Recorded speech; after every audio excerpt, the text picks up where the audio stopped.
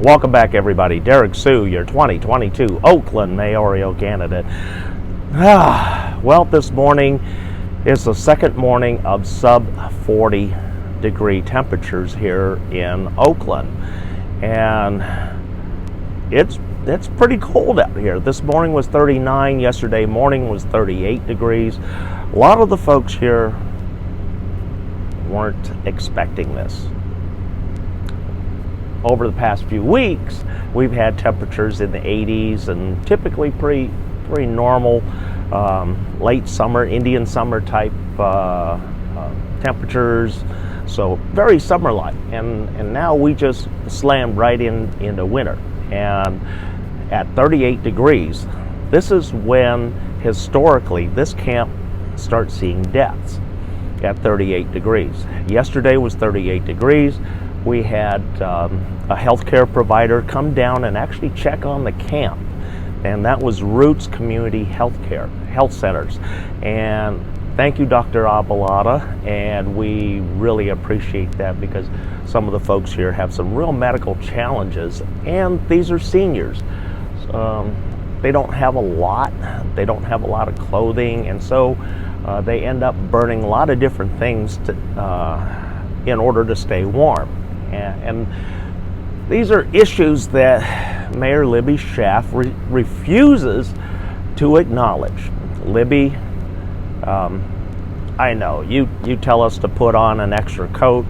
Your mayor's staff, like Joe DeBreeze, Darielle Dunstan, all of you guys tell us, well, put on some extra clothes. There's winter clothes, you can just put on winter clothes. Well, number one, a lot of folks can't afford winter clothes, the heavy coats, the heavy underwear, long johns,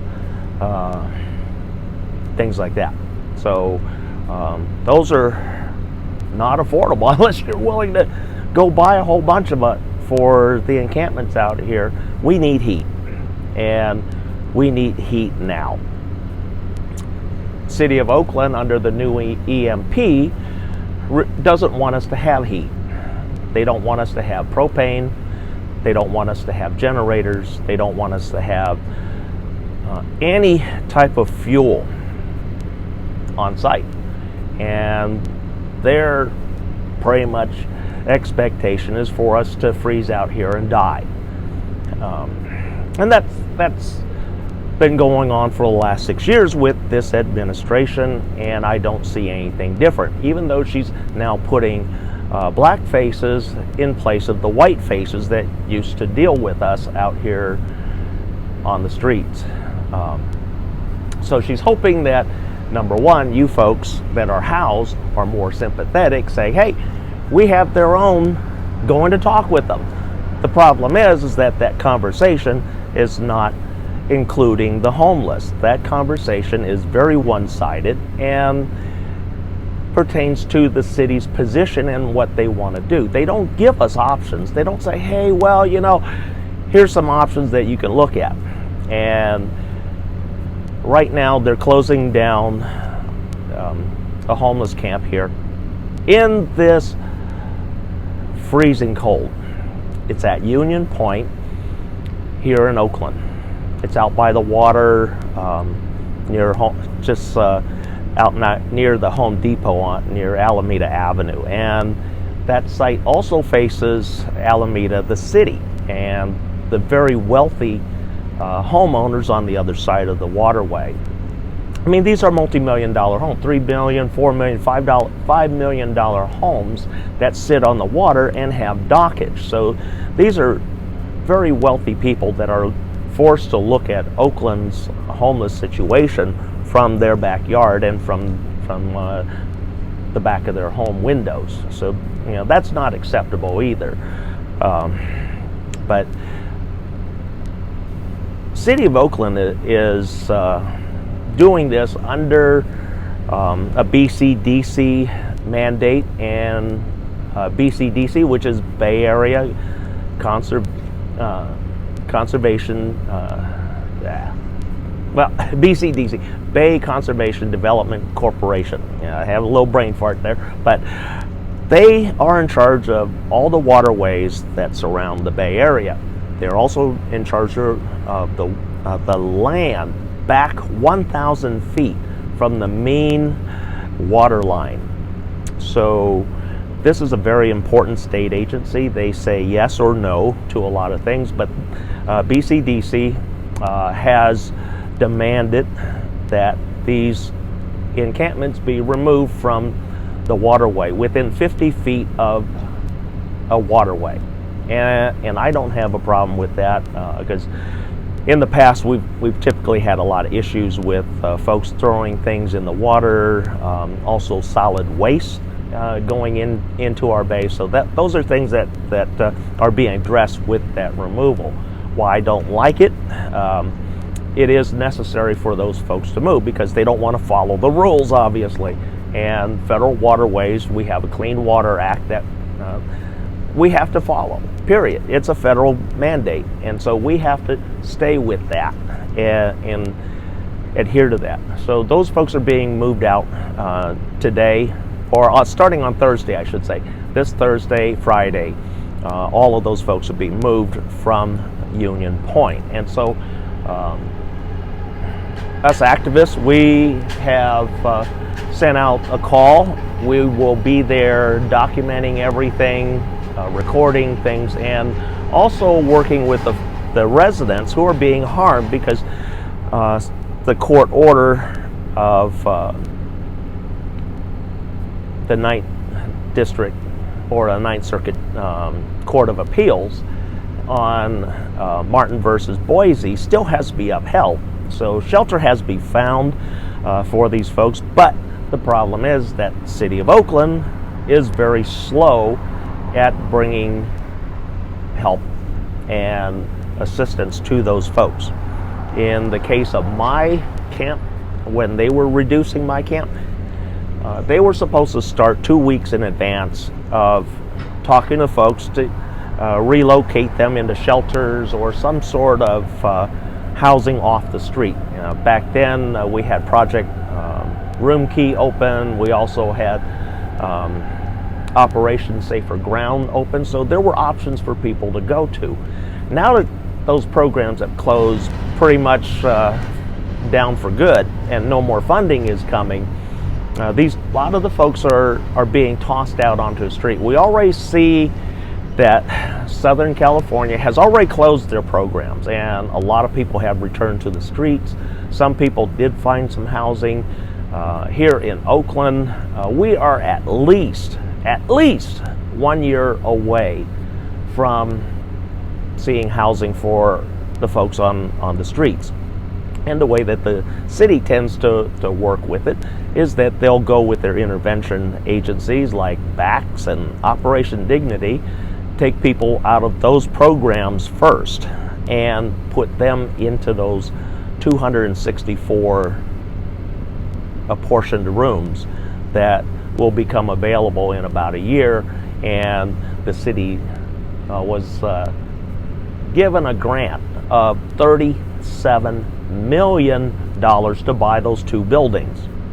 The first one was a $20 million, which was a dorm for a California Art Academy, and then the second building is $17 million, still in North Oakland, and will still need a lot of rehab. So a lot of these buildings need a lot of work to be set up. Then they have to hire and assign an oversight agency, and those oversight agencies have been a real problem for Oakland because they've been siphoning off $23 million of city tax dollars to deal with the homeless problem. That's $23 million just to the intervention agencies, not to mention the tens of millions of dollars that went to Oakland Police Department, and then other tens of millions of dollars that went to Department of Public Works, the folks that come pick up trash and do street cleaning, DPW. And so that everybody's making money off the homeless, but the homeless are still unhoused. If you've been following me on Facebook, on my mayoral page on Facebook, Derrick Soo for City of Oakland Mayor 2022, you'll see over the last 2 weeks I've been talking about different types of housing.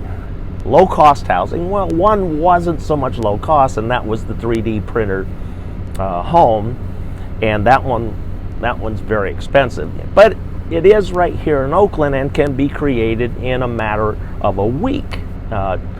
The actual building takes about 24 hours to manufacture, but then putting in all the other things, cabinetry, plumbing, electrical, everything else, takes time. And so about a week,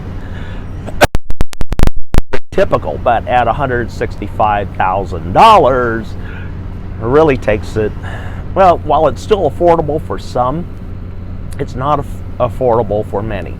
And so out here, City of Oakland has said soft-sided shelters are all that they would leave alone.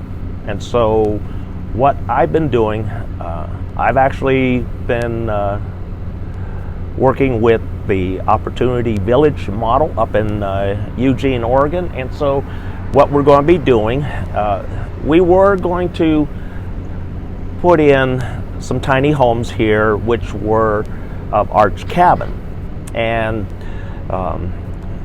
while we raised a lot of money, we have a lot of supporters that back that, we actually found a lower cost housing shelters that we plan on doing in the spring, and they're the Conestoga huts.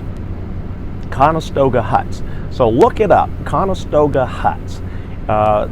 It's very cheap to manufacture. In fact, we can manufacture them, build them, buy the materials locally, do all the cuts and installation, and each hut will cost about $1,500. And it's insulated, it's waterproof, has security with a front door, back windows, and is soft-sided. So it meets everything that the city is requiring.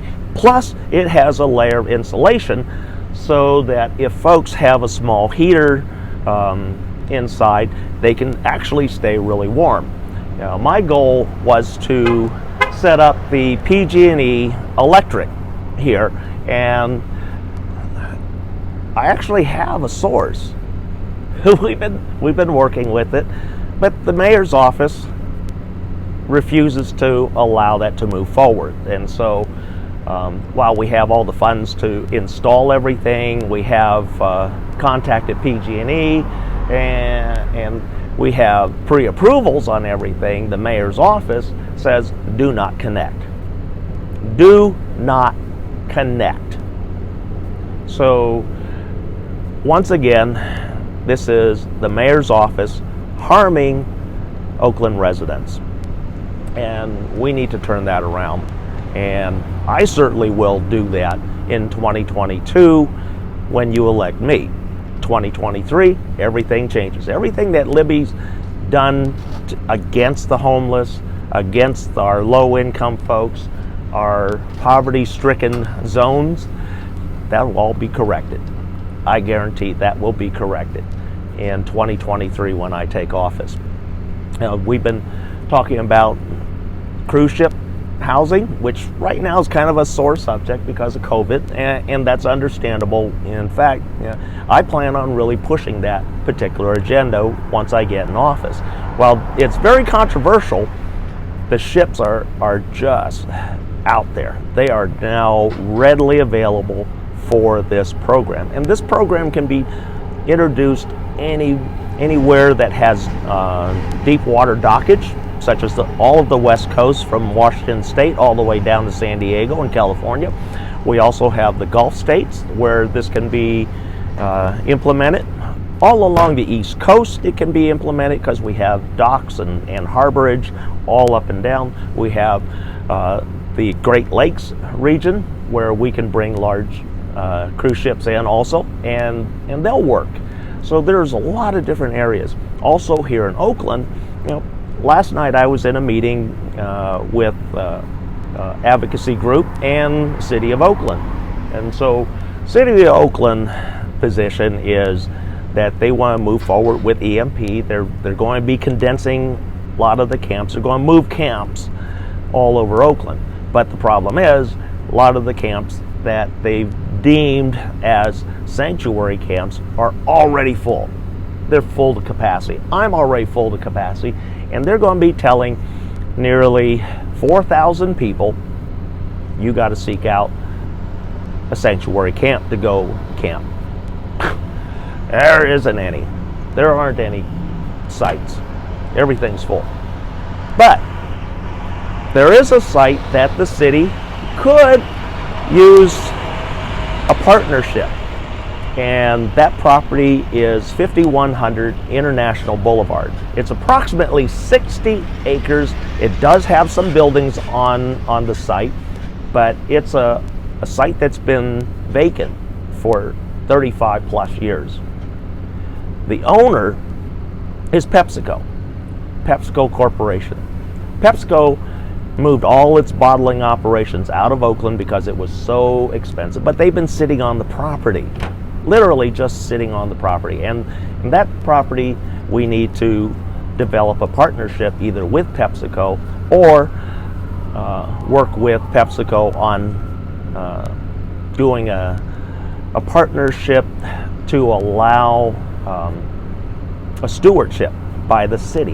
You know, the city will acquire the property through PepsiCo for a certain amount. City of Oakland will take care of the property taxes and the maintenance and upkeep of the property as part of the agreement with PepsiCo. And then that also allows us a large area to relocate our unhoused folks in pretty much whatever type of structure that they have. Because there's plenty of room for RVs, for trailers, for vehicles, but what we want to do with that particular site is set up an opportunity village like in Eugene, Oregon. It's a very successful program. It's been around since 2013.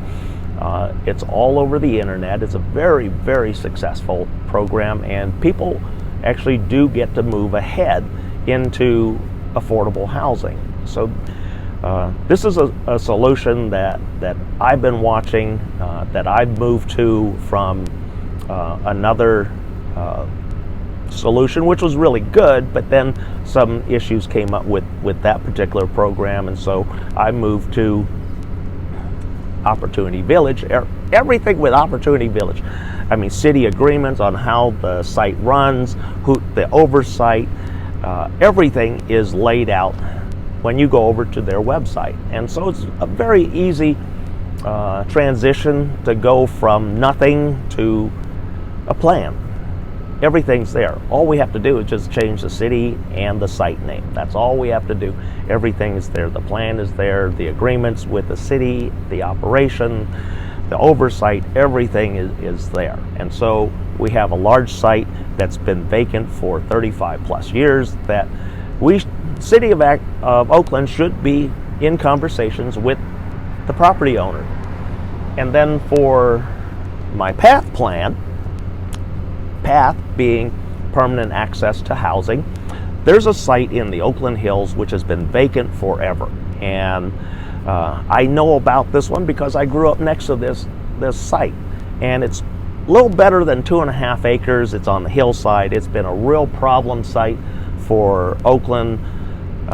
The City of Oakland actually deemed the property undesirable because there's so much landslides and everything. But then that's because the property wasn't ever developed. I know this property as far back as 1966, and it's still empty today. City of Oakland has spent over the decades about $3 million on this site over the last 30 years. And so it's undesirable, so nobody really wants it because it's not suitable without a tremendous amount of engineering to slow the slide of the land down because it's on the hill. And these are properties that are available through the City of Oakland Land Trust, the Community Land Trust. These are the types of properties that we need to be looking at to create real affordable housing instead of the crap that we're getting right now. We get these high rises and the developer tells us just the cost to create one of those is $600,000. Well, who in Oakland has $600,000 to go pay for a 600 square foot apartment? Or if they plan on selling it, a condo. Now, I don't know anybody in the city of Oakland that would pay that kind of money for an apartment or a condo, rent or sale. So we need to create housing solutions that actually are for the people here in Oakland. And if you're highly educated, you took economics in a university, Marketing 101 says you go to the client that has the need, you find out what their needs are, and then you build to that need. Well, the city has refused to do that. What the city has taken up, well, we're going to build for a population that's not here yet, but we will do it. We know that they're going to come. Well, you don't know that because you can't predict the future, you can't predict finances, and you certainly didn't see COVID-19 coming around the corner, and that's why 5100 International Boulevard has been placed on hold, because it's locked up, because there are no public hearings on this going on right now so that it can move forward. At this time, the bottling industry, PepsiCo, Coca-Cola, all of those industries have long left Oakland. Why they hang on to the property, I don't know why, but it costs them a lot of money. And so we should look at either working in partnership with these corporations and doing a stewardship of that property so that it actually relieves the corporation of that debt. That's the advantage of working in partnership. While they still own the property, we work in partnership, and that property is put to good use, and the corporation can always notify the city once it nears its ending of the agreement. Typically, I would like to see agreements of 5-year increments, 5-year, 10-year increments. And that's what I would be shooting for a project like that. Because we know that affordable housing is not going to be solved overnight. And so we have to work diligently and creatively to bring affordable housing back to Oakland. Oakland, from my estimation, has over 600 acres, 600 open acres of real estate. A lot of it in either commercial or in residential zones, and so I don't want to put them in parks. I want to put them back in normal walking residential areas, and areas that have business, stores, restaurants, community, and these are the things that we need to look at. And the outgoing administration, Libby Schaaf, we don't know what she's going to do here in the coming year, but we need to look at building real shelters for those that are on the street and that are dying. Historically, I've lost 3 people from the cold here, 2 that I had to call 911 and the coroner's office. One in 2016, the other in 2018, another in 2019. I wasn't in the camp for that one, but I did do the paperwork with all the authorities. And so these are solutions that we need to have happen now, not a year from now. And hopefully we get tiny homes, Conestoga wagons in designated areas of Oakland while we truly and continue to work on affordable housing solutions that work for everybody, including zero income. Thanks for joining me today, folks. We'll be right back.